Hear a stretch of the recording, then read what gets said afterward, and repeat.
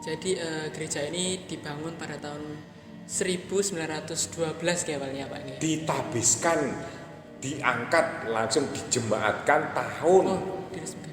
1912. Membangunnya jemaat ya sebelum tahun 1912. Berarti awal babat karena banyak orang Kristen dibuat tempat-tempat perkumpulan atau rumah-rumah kecil lah.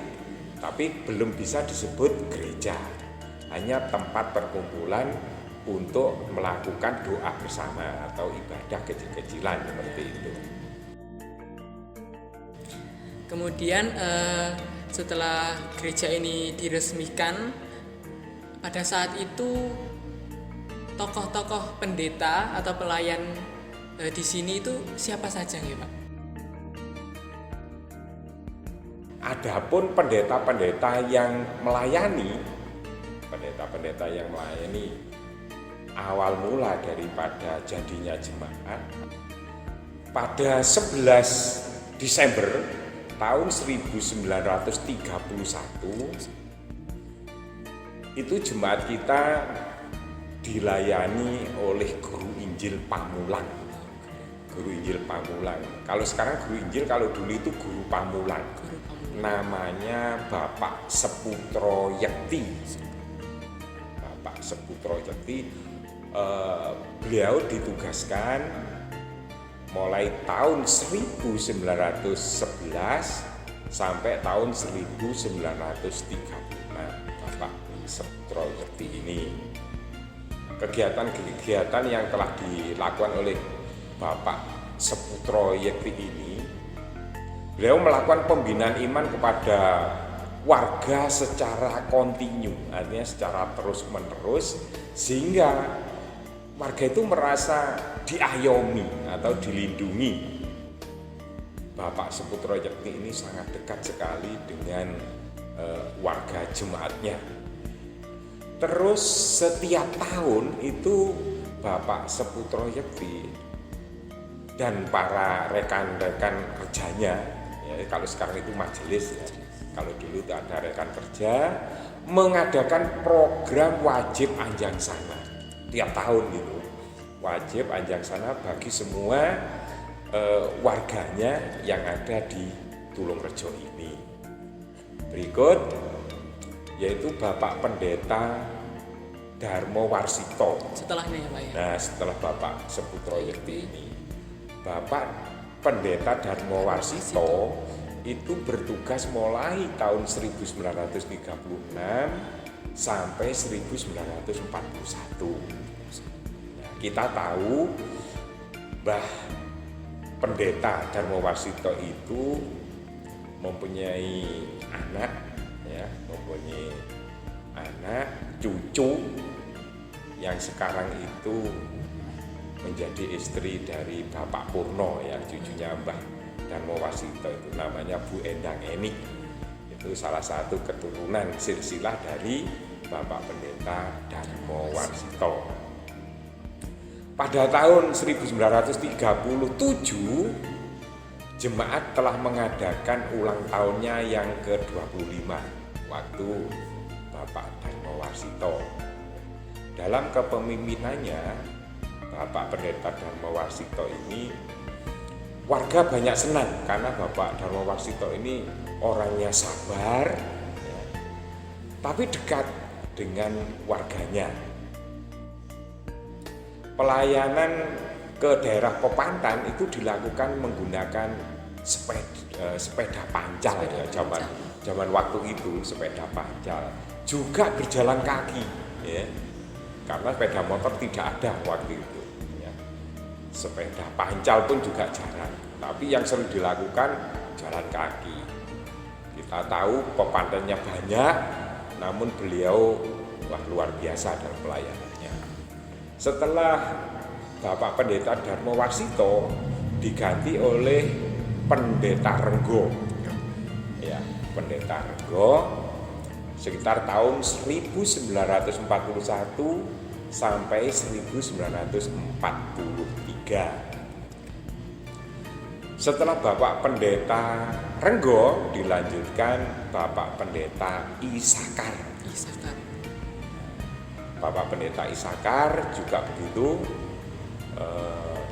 Beliau bertugas melayani jemaatnya tahun 1943 sampai 1952. Setelah Bapak Pendeta Isakar, jemaat kita mengalami komplang. Ya, komplang. Mas Tigas paham ya istilah komplang ini. Artinya jemaat tidak ditunggoni oleh pendeta. Komplang mulai tahun 1952 sampai 1954. 2 tahun ya Pak? Ya, komplang. Nah, setelah komplang lalu jemaat kita ditunggoni oleh pendeta Sukarlan sekitar tahun 1954 sampai 1970. Bapak Pendeta Sukarlan ini, beliau sangat kreatif sekali ya dalam pelayanan. Bapak Pendeta Sukarlan, beliau beli lonceng yang kita gunakan sampai sekarang itu bahannya ya dari selongsong bom. Wah, selongsong bom. Ya. Terus membangun rumah Kapanditan. Itu waktu Pendeta Sukarlan.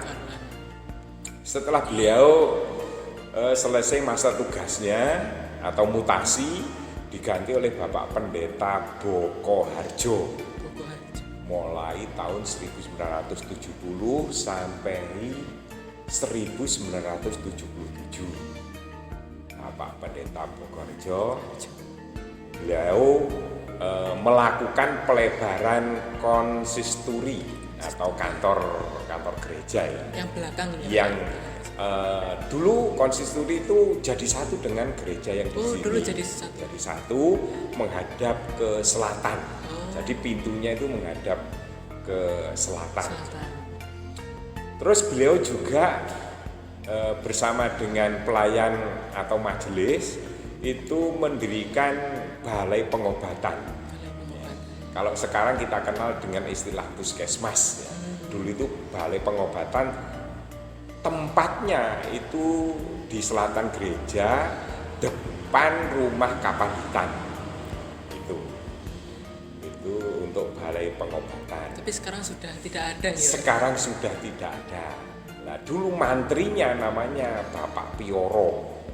Bapak Pioro itu ayah dari Pak Miko, mbahnya Bapak Dita yang sekarang jadi majelis.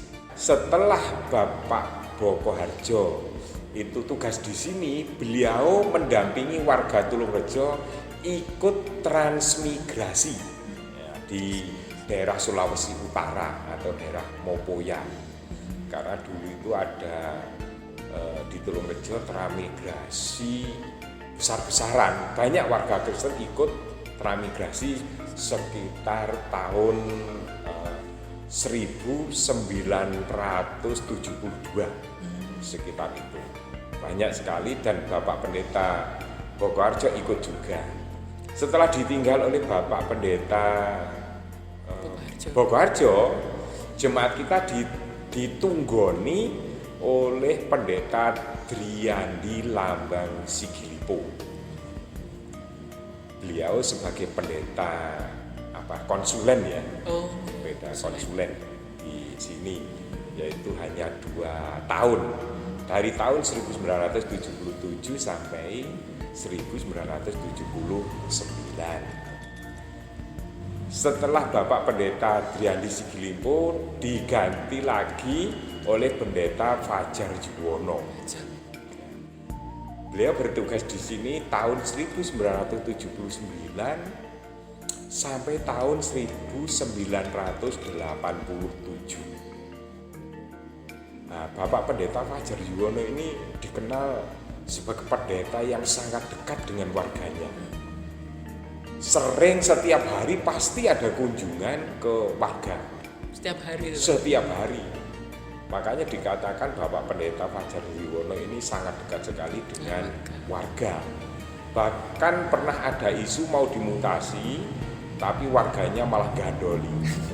Akhirnya bertahan. Saking sayangnya. Saking sayangnya, betul. Setelah Bapak Pendeta Fajar Yuwono, selanjutnya jemaat kita digembalakan oleh Pendeta Seger Suparmadi. Tahun 1987 sampai tahun 1995. Bapak Pendeta Seger Suparmadi ini seorang pendeta yang sangat pekerja keras, terus pendiam orangnya, punya gagasan yang sangat tinggi. Salah satu contohnya yaitu beliau sebagai arsitektur balai pertemuan. Jadi balai pertemuan kita yang sangat besar ini itu arsiteknya atau atas gagasan dari Pak Pendeta Seger Suparmadi. Orangnya memang pendiam tapi pekerja keras. Seperti itu.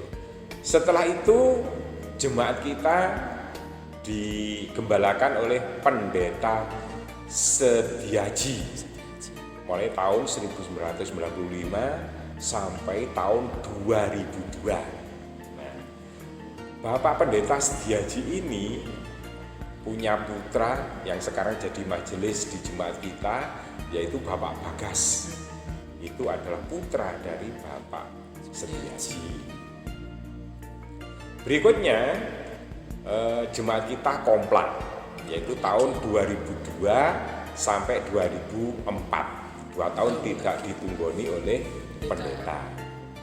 Setelah itu tahun 2004 jemaat kita kedatangan pendeta, yaitu Bapak Pendeta Indro Sujarwo. Tahun 2004 sampai 2012. Banyak jasa beliau, diantaranya yaitu adanya prasasti papan nama gereja, yang di depan gereja itu ada papan nama, itu termasuk hasil buah pemikiran dari Bapak Pendeta Indro Sujarwo. Terus pembangunan teras depan dan talang air balai pertemuan. Nah, ini juga atas jasa beliau juga. Pensertifikatan tanah gereja. Tanah gereja. Wah, dulu kita sulit sekali tanah-tanah gereja itu disertifikatkan. Setelah Bapak Pendeta Indro Sujarwo, jemaat kita digembalakan oleh Bapak Pendeta Lufi. Lengkapnya Pendeta Lufi Eko Yunanto, yaitu tahun 2012 sampai 2016. Setelah Pendeta Lufi, berikutnya digembalakan oleh Bapak Pendeta Sutrio. Ya. Beliau bertugas tahun 2016 sampai sekarang.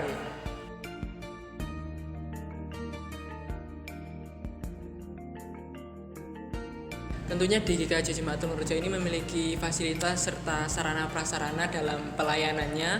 Mungkin bisa dipaparkan apa saja fasilitas dan sarana prasarana itu.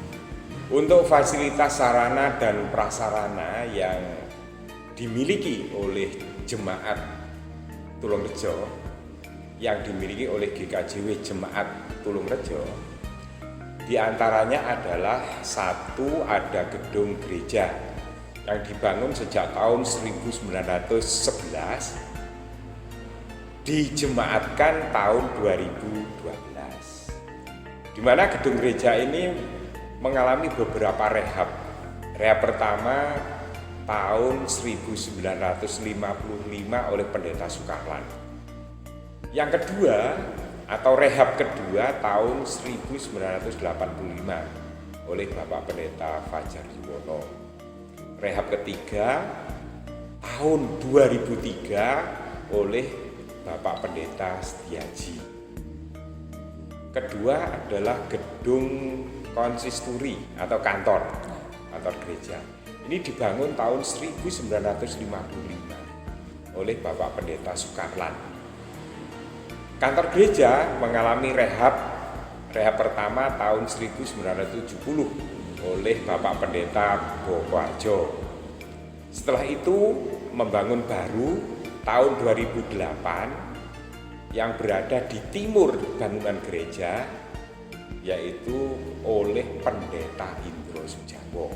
Jadi pisah sekarang kantor gerejanya. Berikut Balai Pamitran atau Balai Pertemuan, yaitu dibangun tahun 1979 oleh Pendeta Fajar Yuwono. Mengalami rehab, yaitu rehab pertama tahun 1987 oleh Bapak Pendeta Seger Suparmadi, yang sekarang Balai Pertemuan itu sangat besar dan lebar yang kita miliki. Terus Gubuk Salomo, nah, di tengah-tengah di pinggir sawah Kongsen itu dibangun Gubuk Salomo tahun 2013. Waktu itu pendetanya Bapak Pendeta Lufi Eko Yunanto. Untuk menuju akses Gubuk Salomo dibangun jalan tembus. Dari jalan raya ini menuju ke gubuk dibangun jalan tembus dengan biaya yang besar juga ya. Terus waktu itu juga dipimpin oleh Bapak Pendeta Lufi Eko Yunanto. Terus kita punya kereta jenazah dibuat tahun 2004 ya, waktu itu pendetanya adalah Pendeta Indro Sujarwo. Mungkin itu ya sarana prasarana ya yang kita miliki. Di samping itu kalau di gereja pasti ada bangku ya, bangku-bangku untuk ibadah kita. Yang pertama itu ya bangku dari kiriman Autolander, yang kedua bangku-bangku yang dibuat sendiri oleh warga masyarakat Tulungagung. Itu sarana prasarana yang kita miliki.